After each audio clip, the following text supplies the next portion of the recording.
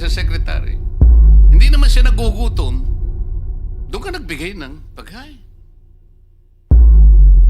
What is the logic? Malalaki po ito eh. I pray for you. I want you to have more power, more strength, and better health. Because in the next few meetings to come, in the next few hearings to come, people will look towards you and this committee. Thank you for your prayers, Senator Monsignor. Prayer for you, Mr. Chairman, and the members of this Thank you. committee. Thank you.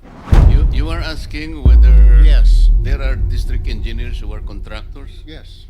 Will you not also ask how many congressmen are contractors? Mamaya pa yan sa second round, Mr. Chair.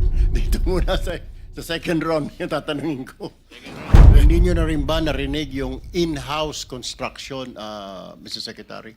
Kami na lang gagawa, kagaya po na nangyari sa akuan. Kami nang gagawa, ako nang gagawa dahil ako district engineer. Kasi may construction company. Hindi nyo rin po naririnig yung in-house construction na yan? You are asking whether Yes. there are district engineers who are contractors? Yes. Mr. Will you not also ask how many congressmen are contractors? Mamaya pa yan sa second round, Mr. Chair. Dito muna sa second round yung tatanungin ko. Second round. Yes. Go ahead, Mr. Secretary. Well, I cannot ascertain anything, but I think honestly I have heard of this. Ang huli na lang, I'm sorry, Mr. Chair, I lied to you. Na meron po ba kayong mga lifestyle check? Kahit in your inter lang sa office ninyo na baka yung mga undersecretary natin, 5 yung bahay dyan sa Corinthians, yung ilang USEC natin, may mga eroplano, may mga yate. May ganun ho ba? Wala rin. Your Honor. Wala rin. Okay.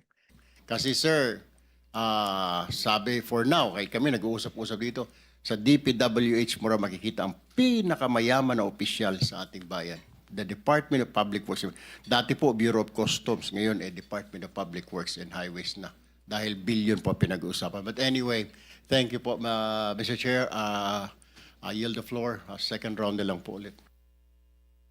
Sandali lang po ito, no? Bago ko makalimutan, Madam Secretary of the DBM, will you be able to submit to this committee the flood control projects budget from the unprogrammed funds and BICAM insertions starting from 2023, 2024, and 2025? Yun lamang unprogrammed and BICAM insertions, flood control projects. Kasi po, kaya gusto naming emphasize ito, mas malaki po yung kinikita ng politiko dito sa unprogrammed and insertions. Bigyan ko na po kayo ng example.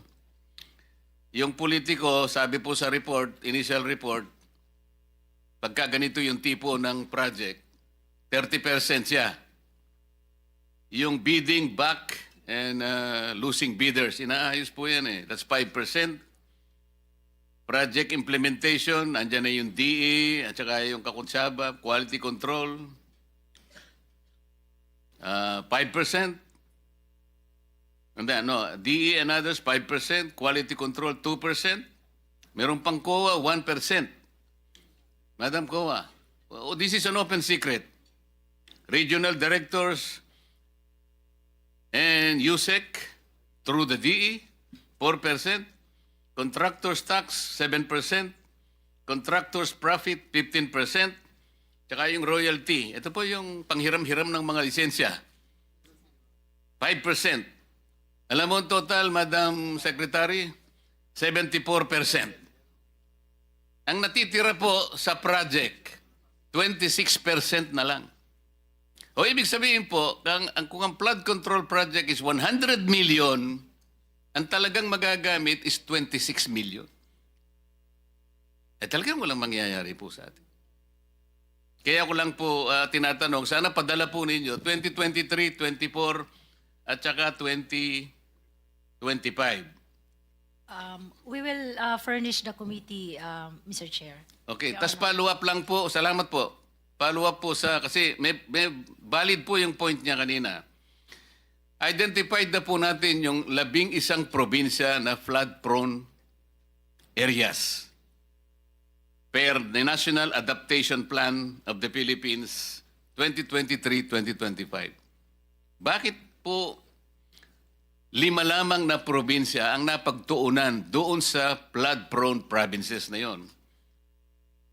At ang napagtuunan po ninyo, wala po doon sa listahan na yon, is Cebu Province, 414 projects.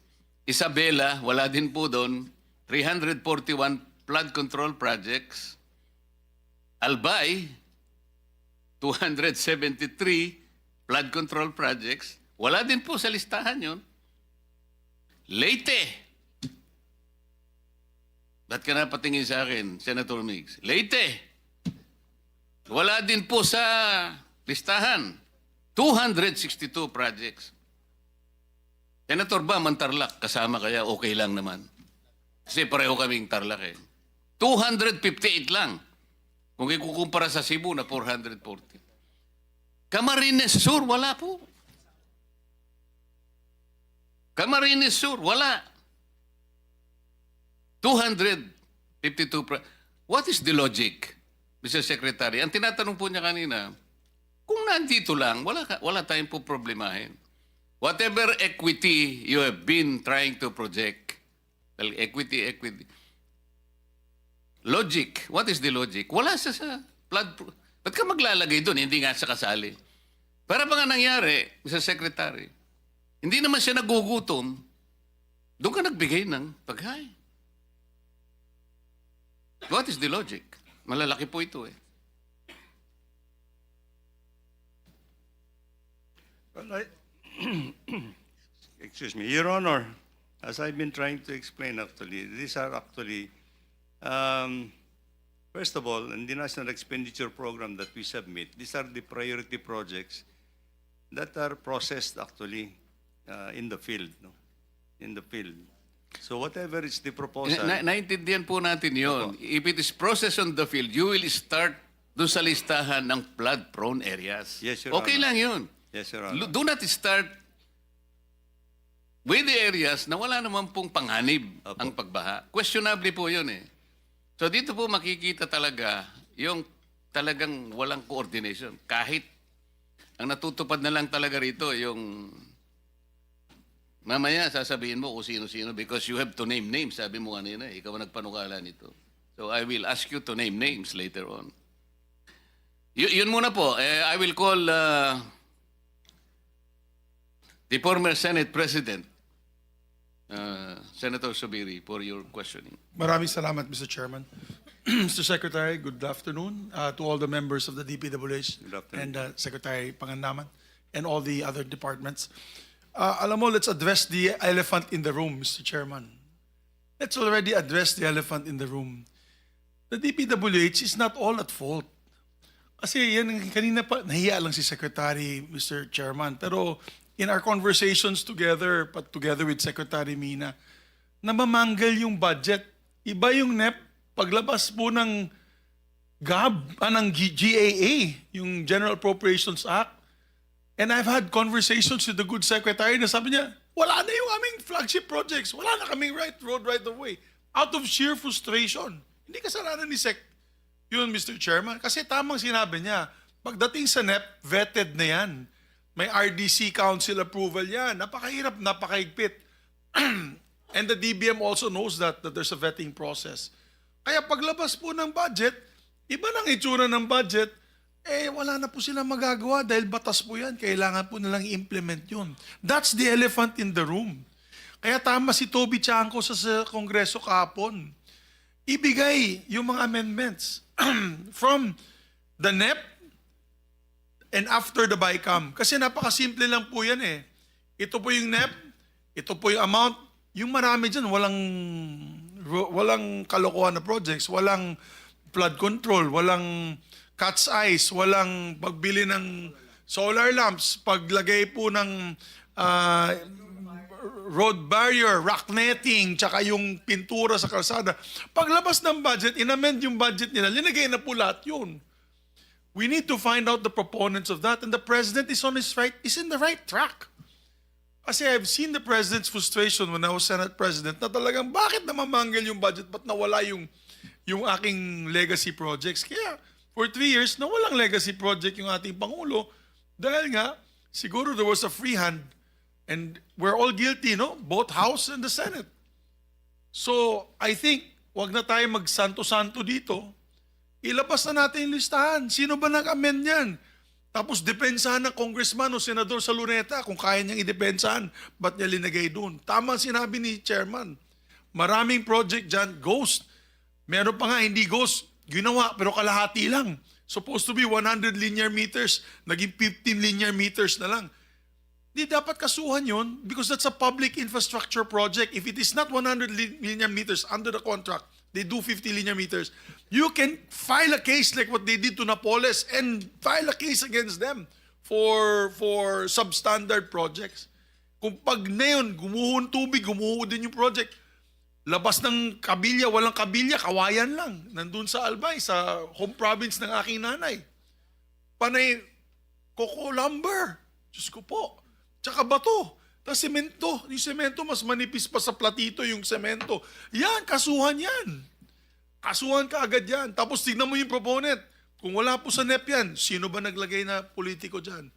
Yan ang tanungin natin. Kasi there's always a day of reckoning in the elections. You will always say, kayo pala proponent na itong mga substandard projects. Ay, lagot kayo sa amin kasi binaba kami dito.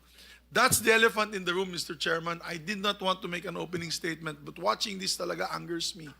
And I am so happy that and the minority leader, together with Senator Lacson, together with Senator Sherwin Gatchalian, our chairman of the Committee on Finance, and the members of Congress now will be transparent. If there are amendments to be made in this budget, let's defend it on the floor. Kung may kalsada doon sa gitna ng probinsya ko ng Bukidnon, walang tulay, yung mga teachers nalulunod, yung mga estudyante nalulunod, I will stand up here and defend a bridge project for that. And then convince my colleagues for that amendment with the approval of the local government unit, the RDC, and the DPWH. Pero yung mga bulagaan lang na after one night, nandun na lahat. Wala na po silang mavevet, wala na po silang magagawa. Kawawa din yung mga to. They become our punching bag. But let's start from the beginning. Where did the funds come from? Where are the sources of these funds? And let's expose it once and for all. Parang sa nangyari sa Napoles, lumabas lahat ng pangalan. May mga politiko ay ilabas sa mga pangalan. Ilinabas nun ni, at that time it was Chairman Chofisto Gingona III. Yung anak ni Vice President o Senator. Linabas niya for them to defend themselves in the annals of the halls of the public opinion. So, Mr. Chairman, I pray for you. I want you to have more power, more strength, and better health. Because in the next few meetings to come, in the next few hearings to come, people will look towards you and this committee, together with the DPWH and the... Now, I'm so happy that Ma'am Mina Pangandaman, she inspects projects na. Maganda po yan, ma'am. You're the only secretary of the DBM that I know who's gone out of the office and actually do actual inspection. Kasi tama po yan. Kasi pag humingi sila ng pondo sa project na yan, alam na ni Ma'am Mina, bakit ko bibigyan ng project yan na palpak yung project na yan. So at least alam niya na. So I salute them for now their process for reform. But we must fix what has happened in the past. And if cases have to be filed, let's file the cases if need be. Thank you, Mr. Chairman. Thank you for your prayers, Senator Monsignor. Prayer for you, Mr. Chairman, and the members of this Thank committee. you. Thank you.